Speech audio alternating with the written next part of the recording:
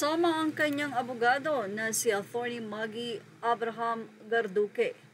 Nadia Montenegro naghain na ng kanyang hiwalay na reklamo sa piskalya ng Caloocan City at sa Pasay. Ang aktres na si Nadia Montenegro ay nagsampa ng kaso laban sa ilang pahayagan at isang tauhan sa Senate.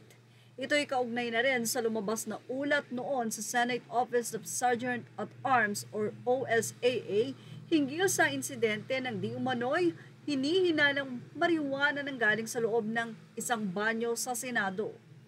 Kasama ni Nadia na nagtungo sa mga Caloocan Prosecutor's Office at Pasay City Prosecutor Office. Ngayong Miyerkules, ang kanyang abogado na si Attorney Maggie Abraham Garduque. Ibinahagi ni Nadia Montenegro at ikinuwento ang nasabi nga pong pagsasampa niya ng libel sa Caloocan Prosecutor's Office laban sa ilang pahayagan na nag-ulat ng umano ay nahuli siyang nagmamarijuana sa CR ng Senado. Giit niya, fake news po ito. Isaad pa ito sa post ng GMA Integrated News Report Oscar Oida. Ayon pa kay Oida, matapos maghain ng reklamo sa Piskalya ng Caloocan, nagtungo ang aktres sa Piskalya ng Pasay para maghain naman ng mga reklamong unjust vexation at violation of Safe Spaces Act laban naman sa isang umanong Senate staff. Sabi ni Nadia na may nagbabala daw sa kanya na mag-ingat ito dahil marami nga ang naiinggit dito.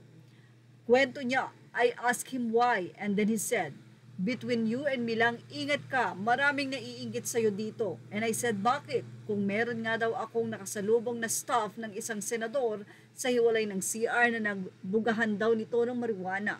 Yan ang kwento ni Nadia. That is why I showed him my vape. Nagulat na lang ako that there was a photo that came out on TV on all over the news na that was the time that I was apprehended, which is not true. Bago nga nito ay tinukoy pa ni Nadia na ang dating tauhan ni Senator Robin Padilla sa inilabas na report mula sa OSAA na sangkot di umano sa insidente ng hinihinalang gumagamit ng marijuana sa banyo ng Kapulungan.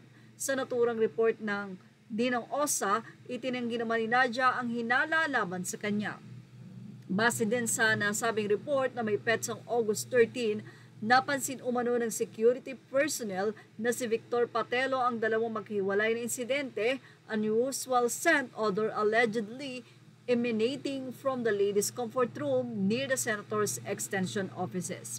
Ito'y nangyari nga ang unang insidente noong ikalawang linggo ng July 2025 habang nasa pwesto si Patelo sa 5th floor ng Senate Building. Nang panahong iyon ay nakatanggap si Patelo ng tawag mula sa isang male staff member tungkol sa isang strong odor in their area. Samantala, tila hindi naman naniniwala ang mga netizen at alila ang tagal daw bago lumabas ng cleansing muna bago nagreklamo.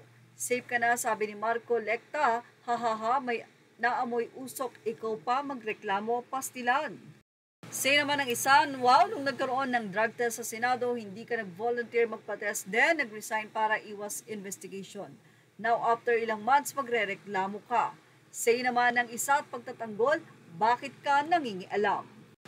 Yan ang ating Showbiz Snap update. Thank you for watching. Images are all credit to the rightful owners. Please like, share, and subscribe.